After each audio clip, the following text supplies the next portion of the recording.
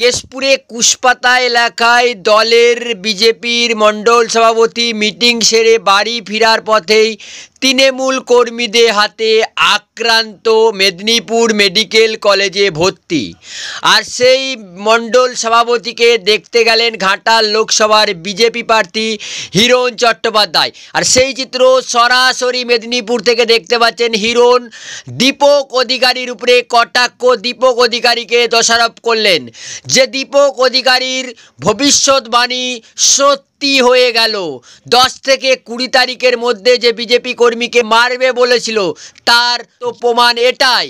আমরা এইটাকে পুলিশ না যদি অ্যারেস্ট করে দীপক অধিকারীকে, আমরা এটাকে নিয়ে হাইকোর্টে যাব, এমনটাই কিন্তু দীপক অধিকারীর উদ্দেশ্যে কটাক্ষ করলেন। এবং হিরণ কি বলছে সংবাদ মাধ্যমের মুখোমুখি তা একবার শুনে নিন। এবং এই পুরো পরিকল্পনাটা আমাদের যিনি তৃণমূলের প্রার্থী, অভিনেতা, প্রাক্তন সাংসদ, তিনি বলেই দিয়েছিলেন যে 10 তারিখ থেকে 20 তারিখের মধ্যে কেশপুরিতে একটি খুন হবে। তারপরে সে এই যে খুনের পরিকল্পনাটা উনি জানতেন, এই যে খুনের পরিকল্পনাটা উনি জানতেন, এটা নিয়ে আমরা থানায় এফআইআর করেছিলাম, আমরা হাইকোর্টে রিট পিটিশন ফাইল করেছি।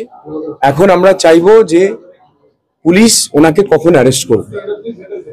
মাননীয় দীপক অধিকারীকে পুলিশকে অ্যারেস্ট করতে হবে। উনি তো জানতেন পুরো পরিকল্পনাটা। এই যে খুনের চক্রান্ত সেটা পুরো পরিষ্কার দেখা গেল, বোঝা গেল। এবং দিনে দুপুরে উনি যেটা বলেছিলেন যে বিজেপির কর্মী বিজেপিকে মারবে, যারা মেরেছে তারা বিজেপি।